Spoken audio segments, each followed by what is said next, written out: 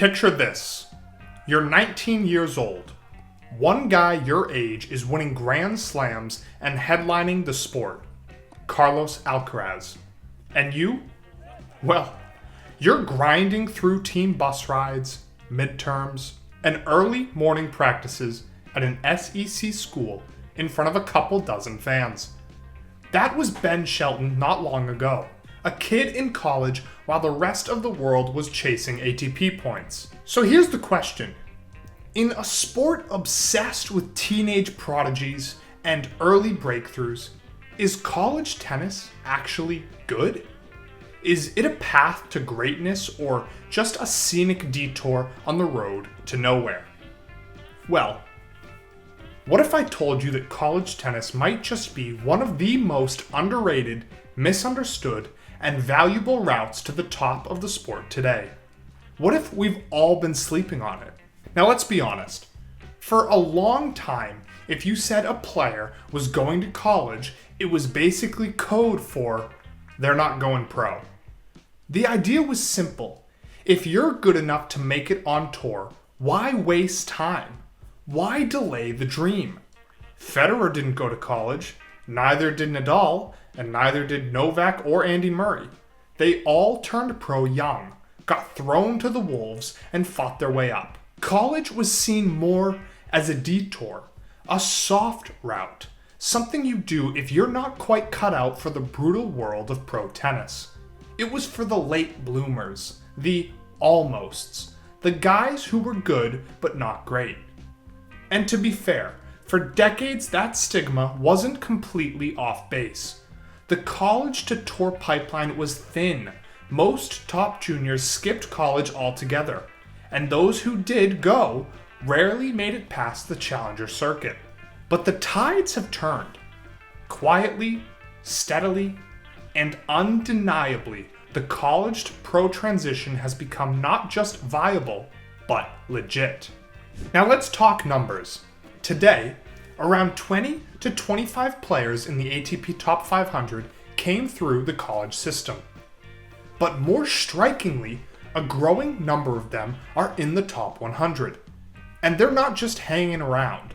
They're winning matches, going deep in slams, holding their own against the sport's elite. Ben Shelton, for example, I'd say he's the poster boy.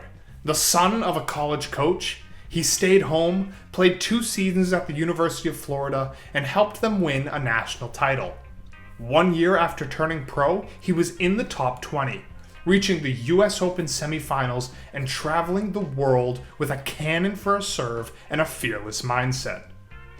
Then you've got Cameron Norrie, born in South Africa, raised in New Zealand and Britain, matured in Fort Worth, Texas at TCU.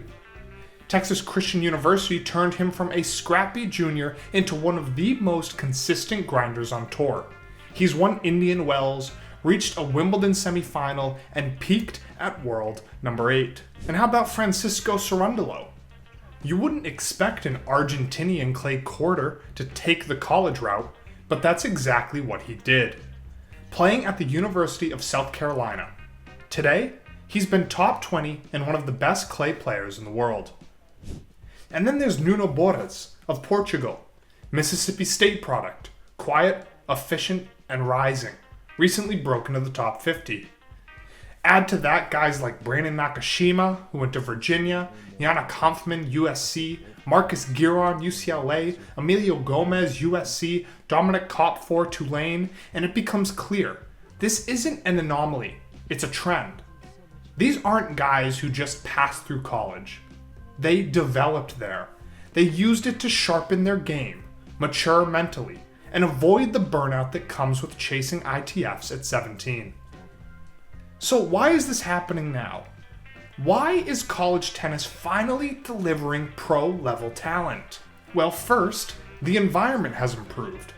College programs today are no joke. We're talking pro-level fitness regimens, elite college staffs, sports psychologists, and nutritionists. Facilities that would put many ATP tour stops to shame. It's not amateur hour anymore.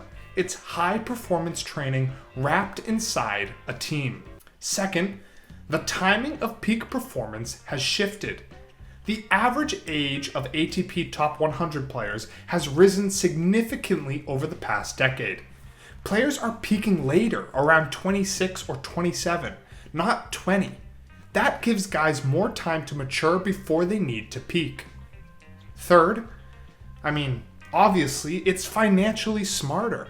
Life on the Pro Tour is expensive. Travel, coaching, accommodations, it adds up. College tennis gives players 3 to 4 years of high-level development without burning cash.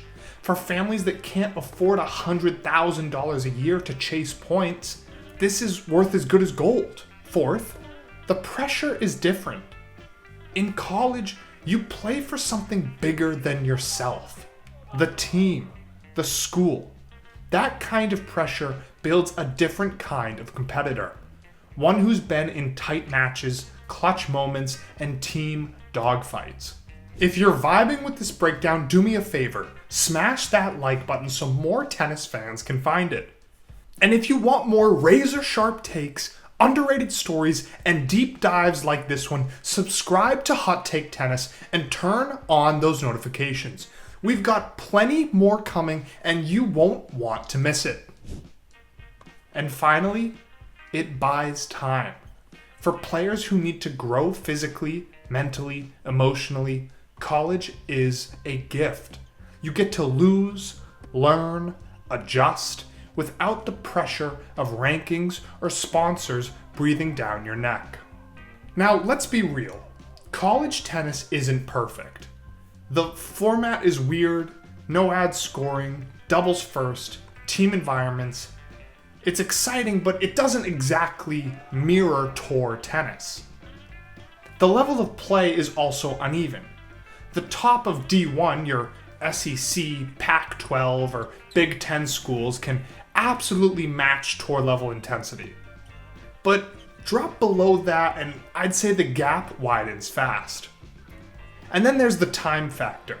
Spending 4 years in college might help some, but for others it delays the inevitable. If you're a phenom, waiting might just be a waste. Alcaraz didn't need college. Neither did Sinner. If you're elite, the tour's waiting. But here's the thing. Most players aren't Alcaraz. Most players don't peak at 19. For the rest of the world, college isn't a delay, it's development. And this isn't just an American thing either. College tennis has become a global developmental center. More and more international players are choosing US colleges not just for scholarships, but for structure. It's the perfect incubator. From South America to Europe to Asia, kids who might have otherwise quit the sport or flamed out on the ITF tour are thriving in college and launching real pro careers when they leave. And unlike a decade ago, the respect is now there. Agents are watching college tennis, brands are signing NIL deals, challenger and futures directors know the names. The shift is real. Let's look ahead. The tennis development pipeline is evolving.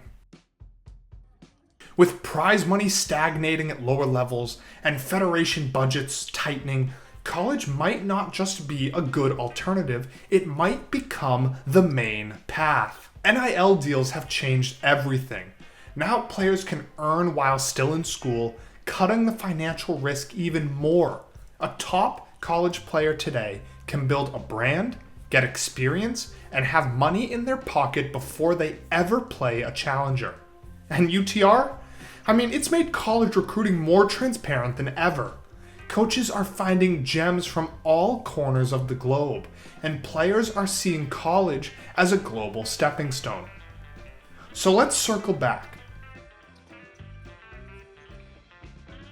Is college tennis good? I'd say it's not just good. It's strategic, it's smart, and for the vast majority of players, those who need time, structure, and support, it might just be the best route to the top. It's not a plan B, it's not a failure, it's a launch pad. The days of college tennis being the end of the road are over. It's the start of something bigger now. And the next time someone says, oh, he went to college, say this. So did Cameron Norrie, so did Ben Shelton, so did Francisco Cerundolo, so did Brandon Nakashima, so did Nuno Borges, and a dozen more top 100 players. And they're just getting started.